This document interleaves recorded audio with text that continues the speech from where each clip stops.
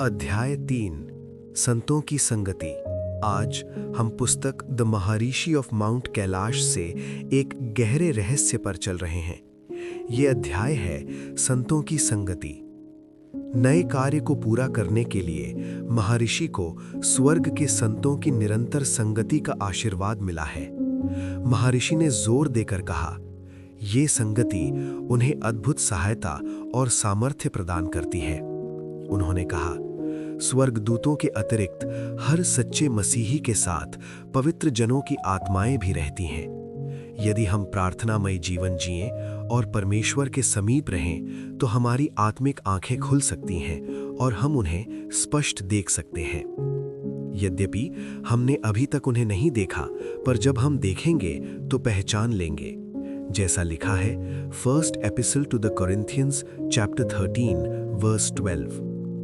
याद कीजिए, जब प्रभु यीशु रूपांतरण पर्वत पर थे, तब प्रेरित Peter the apostle, James the apostle और जॉन द अपोस्टल उनके साथ थे। वहां मोसेस और एलिजा प्रकट हुए जो उनसे हजारों वर्ष पहले जीवित थे। फिर भी प्रेरितों ने उन्हें तुरंत पहचान लिया। क्या ये अद्भुत नहीं? इसी प्रकार हमारे संबंधी, पूर्वज और वे प्रियजन जो मसीह में सो गए हैं, कभी कभी परमेश्वर द्वारा भेजे जाते हैं ताकि वे हमारी पृथ्वी की यात्रा में हमारी सहायता करें। परमेश्वर उन्हें स्वर्ग के स्थान पर भेजते हैं क्योंकि वे हमसे अधिक सहानुभूति रख सकते हैं। उन्होंने भी संसार में जीवन जिया, परीक्षाएं, कष्ट और संघर्षों का अनुभव किया। जैसा लिखा है epistle to the Hebrews chapter 2 verse 18। जब महर्षि ये रहस्य साधु सुंदर सिंह को समझा रहे थे, तब उन्होंने एक और वचन उद्धृत किया, book of Zechariah chapter 3 verse 7, जहां धर्मी जनों की आत्माओं के लौटकर सहायता करने का संकेत मिलता है। साधु के लिए ये सब अत्यंत अलौकिक था। वे सोचने लगे, विश्वास करें या ना करें। तब महर्षि ने कहा, क्या तुम प्रेरितों का विश्वास पत्र नहीं पढ़ते?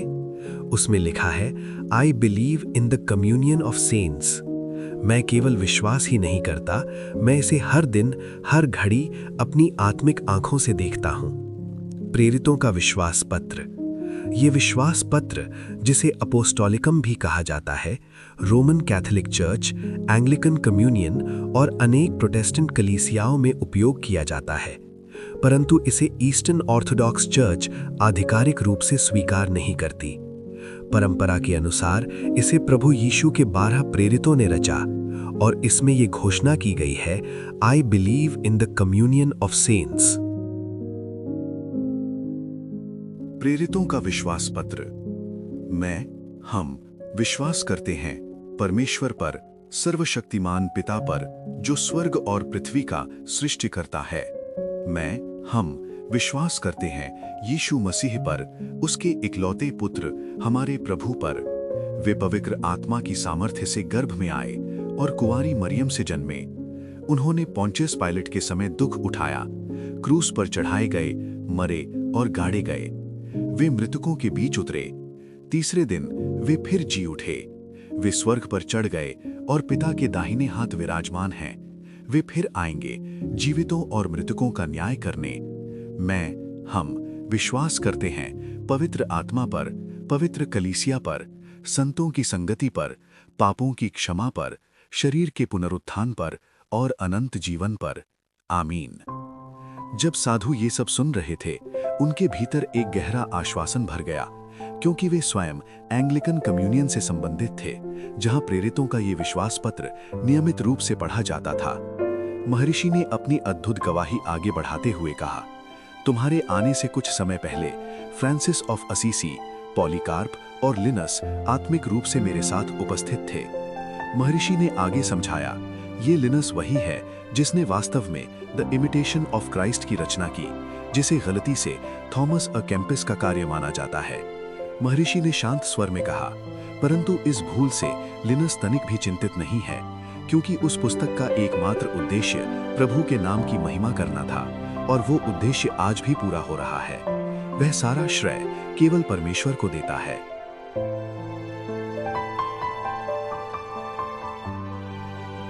नैन की विधवा का पुत्र।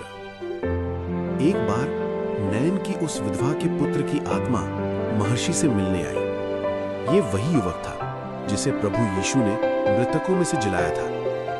लूका 7:11-17 में इसका वर्णन मिलता है। जब प्रभु यीशु नैन नामक नगर में प्रवेश कर रहे थे, उनके शिष्य और बड़ी भीड़ उनके साथ थी।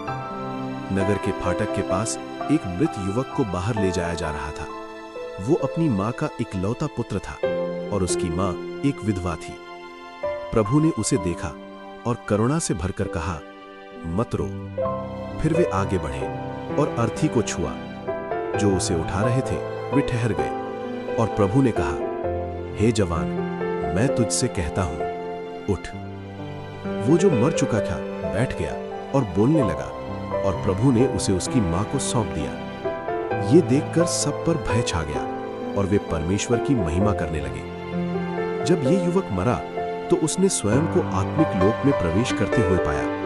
वहां वो अत्यंत व्याकुल और बेचैन था। जीवन भर उसने प्रभु यीशु के बारे में बहुत कुछ सुना था, परंतु उन्हें जानने का प्रयास नहीं किया। अब आत्मिक लोक में उसे पता चला कि प्रभु यीशु के बिना कोई भी उद्धार नहीं पा सकता। ये विचार उसे गहराई से कष्ट देने लगा। उसने परमेश्वर से पुकार कर कहा, मुझे एक और अवसर दे दीजिए। यदि मैं संसार में लौट सकूं तो अपना जीवन प्रभु यीशु की सेवा में लगा दूंगा। उसकी ये प्रार्थना आत्मिक नियमों के विरुद्ध थी। फिर भी परमेश्वर ने उसे स्वीकार किया, क्योंकि प्रभु यीशु को मृतकों को जिलाने के द्वारा महिमा मिलनी थी। जब वो फिर जीवित हुआ और उसने अपने सामने प्रभु यीशु को खड़े देखा तो वो आश्चर्य से भर गया। जिस प्रभु को उसने आत्मिक लोक में देखा था, वही अब उसके सामने पृथ्वी पर खड़े थे। ये एक रहस्य है जिसे मनुष्य का सीमित मन समझ नहीं सकता, परंतु हमें विश्वास के द्वारा इसे स्वीकार करना होता है। बाइबल कहती है, प्रभु यीशु अदृश्य परमेश्वर की प्रतिमा है। जिसने उन्हें देखा उसने पिता को देखा। जब स्वर्ग के प्रभु उसके सामने खड़े थे, वो स्तब्ध रह गया, बोल न सका। प्रभु के चले जाने के बाद उसने अपनी मां और अंतिम संस्कार के लिए आए लोगों को आत्मिक लोक में देखी हुई बातें बताईं। दुख की बात यह थी कि लोगों ने उसकी बातों पर हंसी उड़ाई और उन्हें एक स्वप्न समझकर टाल दिया। परंतु उस दिन के बाद उसने अपना सारा जीवन प्रभु यीशु की सेवा में समर्पित कर दिया। वो उन 70 शिष्यों में से एक बना जिन्हें प्रभु ने 2-2 करके सुसमाचार प्रचार के लिए भेजा था। जब उसने स्वर्ग का वर्णन महर्षि को किया, वहां के निवासियों का, भवनों का, वैभव का, तो वो सब कुछ वैसा ही था जैसा महर्षि स्वयं पहले देख चुके थे। इससे महर्षि को पूरा विश्वास हो गया कि उस युवक की गवाही पूर्णतः सत्य थी।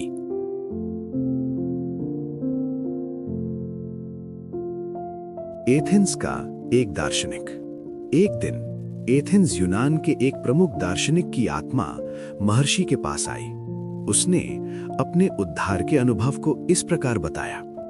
वो विज्ञान के क्षेत्र में अत्यंत ज्ञानवान था, पर उसके मन में अदृश्य संसार के विषय में जानने की तीव्र लालसा थी।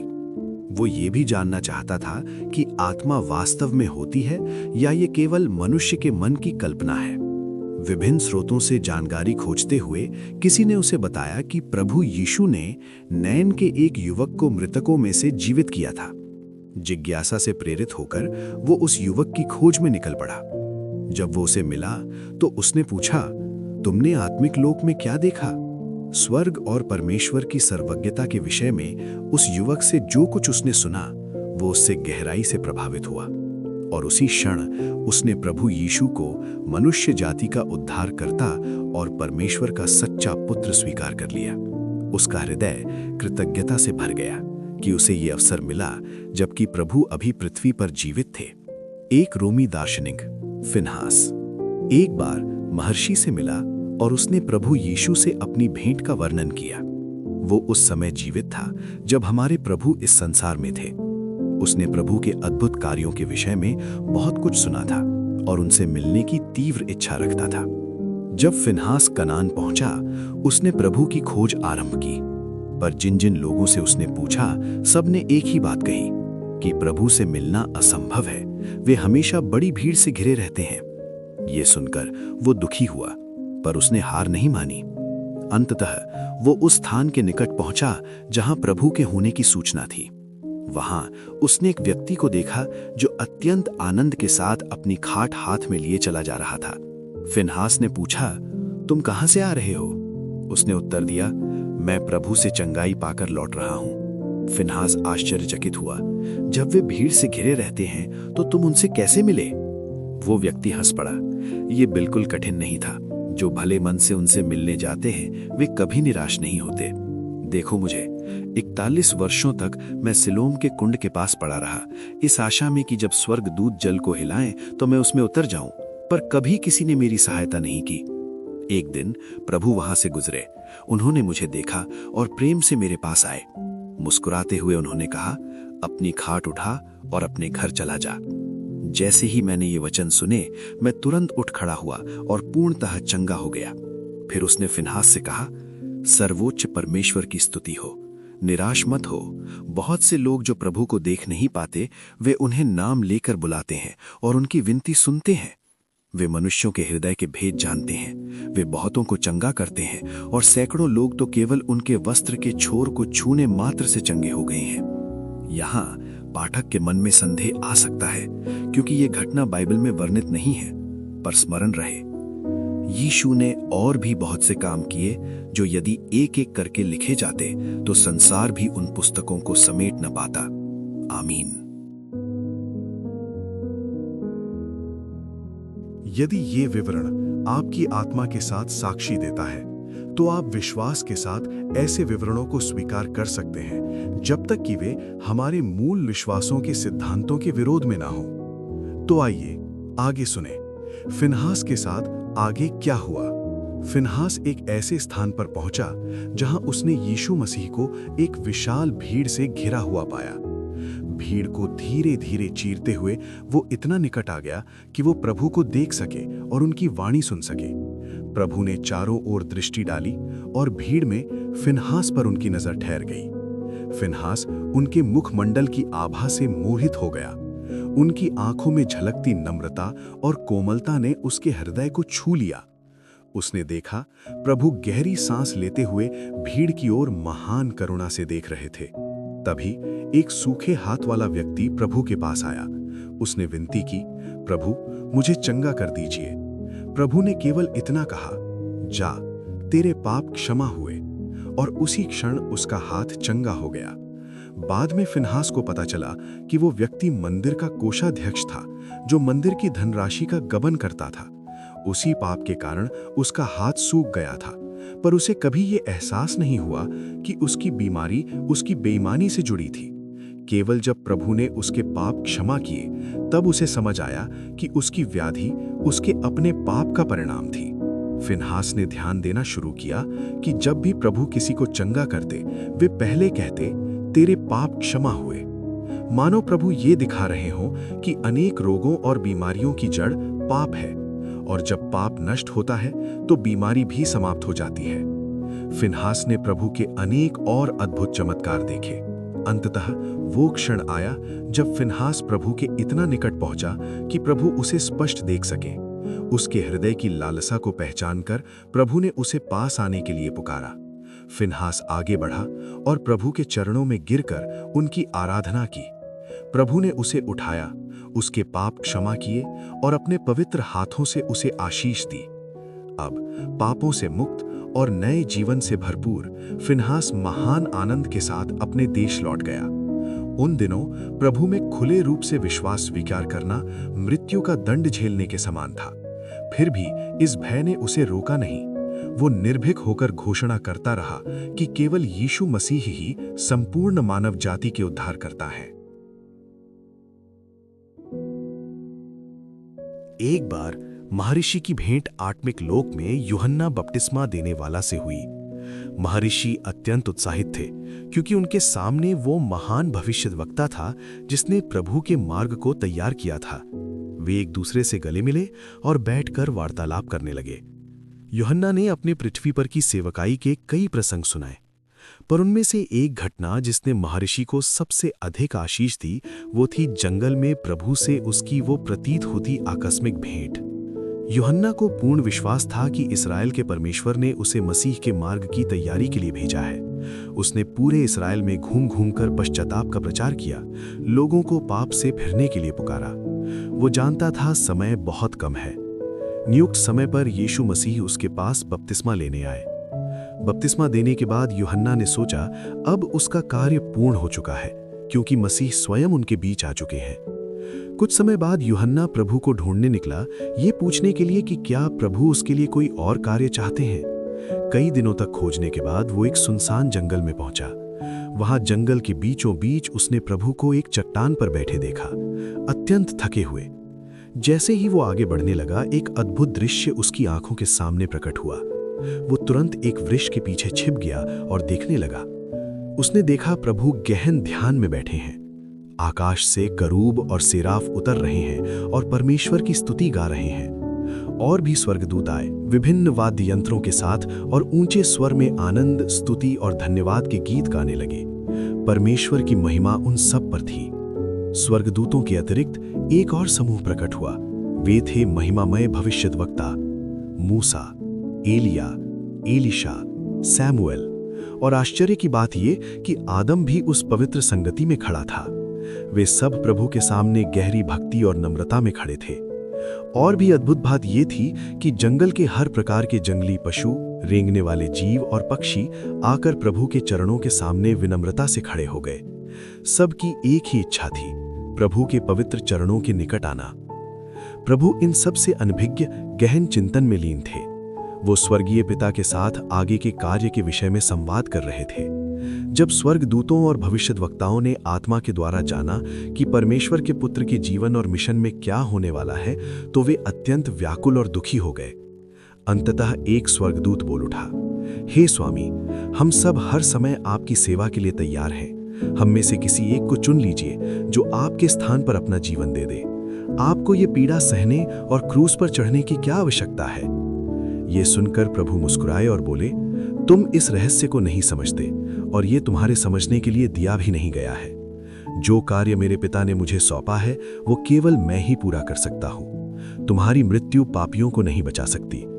इसी कारण मुझे स्वयं दुख उठाना होगा और मारा जाना होगा, ताकि मनुष्य शैतान के बंधनों से मुक्त हो सके और सारी कृष्टि शाप से छुटकारा पाए। प्रभु का उत्तर सुनकर स्वर्गदूत संतुष्ट हो गए।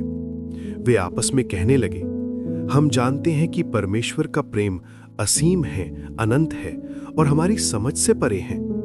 पर हमने कभी नहीं जाना था कि वो इतना प्रेम करता है कि वो अपने ही पुत्र को दे देगा, ताकि संसार पर अपना महान प्रेम प्रकट कर सके। फिर वे सब एक साथ प्रभु की ओर मुड़े और बोले, हे सर्वशक्तिमान प्रभु, सारी महिमा केवल आपको ही हो। आमीन, हल्लेलुया। जब स्वर्गदूत शांत हो गए, तब आदम, जो अब तक लज्जा और पश्चाताप में सिर झुकाए खड़ा था, बोल उठा, हे प्रभु, पाप मेरा था, इसलिए पूरे संसार के पाप का दंड भी मुझे ही उठाना चाहिए। मुझे भेजिए ताकि मैं वो दंड सह सकूं जिसका मैं वास्तव में अधिकारी हूं। प्रभु ने मुड़कर आदम की ओर देखा। उनकी मुस्कान में न कोई दोषारोपण था, न तिरस्कार। उन्होंने प्रेम से कहा, नहीं, तुम केवल अपने लिए मर सकते हो, किसी और के लिए नहीं। तुम्हारी मृत्यु में इतनी सामर्थ्य नहीं कि वो एक भी आत्मा को बचा सके। आवश्यक है कि मैं ही मरूं, ताकि मैं पूरे संसार के लिए प्रायश्चित बलिदान बन सकूं। ये कहकर स्वर्गीय समूह ने झुककर प्रभु को प्रणाम किया और उनकी दृष्टि से अदृश्य हो गया। अब बारी थी जंगल के पशुओं की। बिलाम के गधे की भांति उन्हें भी अनुग्रह मिला प्रभु से बोलने का। वे बोले, हे प्रभु, पाप तो आदम ने किया था, फिर हम क्यों मृत्यु सहते हैं, जबकि हम निर्दोष हैं? प्रभु ने करुणा भरी दृष्टि से उन सब की ओर देखा और उत्तर दिया, पहली बात, तुम भी पूर्णतः निर्दोष नहीं हो। तुम एक दूसरे को मारते हो, एक दूसरे को हानि पहुंचाते हो। और दूसरी बात, जब आदम, जिसे सारी सृष्टि पर अधिकार दिया गया था, उसने पाप किया, तो शेष सृष्टि को भी उसके दंड में सहभागी होना पड़ा। ये सुनकर सभी पशुओं ने भी प्रभु के सामने झुककर प्रणाम किया।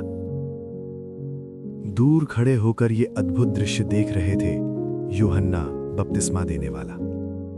उनके मन में भी इच्छा हुई कि वे प्रभु के पास जाएं और उनसे बात करें, पर एक साधारण मनुष्य होने के कारण उन्हें भय था कि कहीं जंगली पशु उन्हें हानि ना पहुंचा दें। तभी प्रभु ने, जो सब जानते हैं, उन्हें नाम लेकर पुकारा। प्रभु की पुकार सुनते ही यूहन्ना का भय दूर हो गया। वे आगे बढ़े और जैसे ही वे प्रभु की ओर बढ़ने लगे, जिन पशुओं से वे डर रहे थे वे स्वयं हटकर उनके लिए मार्ग बनाने लगे। यूहन्ना प्रभु के सामने पहुंचे, उनके चरणों में गिर पड़े और उनकी आराधना की। यूहन्ना ने कहा, हे प्रभु, मेरा पहला कार्य पूरा हो चुका है। अब आपके दास के लिए क्या आज्ञा है? आज्ञा दीजिए, आपका दास पालन करने को तैयार है। या मुझे बता दीजिए कि क्या मैं संसार से विदा लेकर उस स्थान पर चला जाऊं जहां मैं आपकी प्रतीक्षा कर सकूं? यीशु मसीह ने प्रेम से उनकी ओर देखा और कहा, नहीं यूहन्ना, अभी तुम्हारे विश्राम का समय नहीं आया है। तुम्हें अभी शहादत का अनमोल मुकुट प्राप्त करना है। जाओ और अपना कार्य जारी रखो जब तक मेरा समय ना आ जाए। तुम्हें मुझसे पहले इसलिए चुना गया था कि तुम मेरे लिए मार्ग तैयार करो, और अब देखो, तुम मुझसे पहले आत्मिक लोक में पहुंचोगे। वहां भी तुम्हारा कार्य होगा मेरे आगमन के लिए आत्माओं को तैयार करना। और जैसा प्रभु ने कहा था वैसा ही हुआ। शहीद होने के बाद यूहन्ना आत्मिक लोक में पहुंचे। वहां उन्होंने उन आत्माओं को प्रभु यीशु का सुसमाचार सुनाया जो उद्धार की प्रतीक्षा कर रही थीं। उन्होंने उन्हें प्रभु के आगमन के लिए तैयार किया, और जब प्रभु ने अपना जीवन दे दिया तो उन आत्माओं में से बहुतों ने आनंद के साथ पृथ्वी पर आकर प्रभु को प्रणाम किया। ये दायित्व पाकर यूहन्ना का हृदय आनंद से भर गया। उन्होंने परमेश्वर को धन्यवाद दिया कि उन्हें इस योग्य समझा गया कि वे प्रभु के आने से पहले मार्ग तैयार करें। 2 बार वे फिर प्रभु के चरणों में गिर पड़े और आराधना की। जब वे उठे तो उन्होंने एक अद्भुत दृश्य देखा। प्रभु एक महान और अद्भुत सिंहासन पर विराजमान थे और उनके चारों ओर लाखों तेजस्वी स्वर्गदूत थे। यूहन्ना चकित रह गए, क्योंकि प्रभु तो अभी उनके सामने पृथ्वी पर भी उपस्थित थे। पर क्या प्रभु ने स्वयं इस रहस्य की ओर संकेत नहीं किया था? कोई स्वर्ग पर नहीं चढ़ा सिवाय उसके जो स्वर्ग से उतरा है, अर्थात मनुष्य का पुत्र जो स्वर्ग में है। यूहन्ना ने देखा प्रभु के सिंहासन के दोनों ओर कई सिंहासन थे। उन पर प्रभु के पवित्र जन बैठे थे, चमकते मुकुटों के साथ। तभी उनकी दृष्टि एक ऐसे सिंहासन पर पड़ी जो खाली था। वे आश्चर्य में पड़ गए। तभी एक स्वर्गदूत ने कहा, यह सिंहासन पहले लूसीफर का था, वो घमंडी स्वर्गदूत जिसने विद्रोह किया, जिसे आज सब शैतान के नाम से जानते हैं। यह सिंहासन संसार के अंत में उस मनुष्य को दिया जाएगा जो पृथ्वी पर अपने जीवन में सबसे अधिक नम्र और दयालु रहा होगा। प्रभु की महिमा और गरिमा को देखकर यूहन्ना ने अपनी आंखें बंद कर लीं। उनका हृदय प्रभु की असीम भलाई के चिंतन में डूब गया, और जब यह स्वर्गीय दृश्य उनकी आंखों से ओझल हुआ तो उन्होंने स्वयं को फिर जंगल में प्रभु के सामने खड़ा पाया। प्रभु ने प्रेम भरी मुस्कान से उनकी ओर देखा। यूहन्ना ने एक बार फिर प्रभु की आराधना की और फिर उनकी उपस्थिति से विदा हो गए।